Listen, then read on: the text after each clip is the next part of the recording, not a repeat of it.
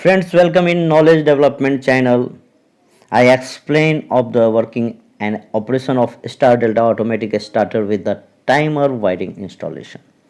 Star delta starters are probably the most common reduced voltage starters. They are used in an attempt to reduce the start current applied to the motor during start as a means of the reducing the disturbances and the interference on the electrical supply. You can see how to draw a star delta control wiring. You can draw also. Here is the abbreviation of the star delta control wirings. NO, that means normally open, NC is normally closed.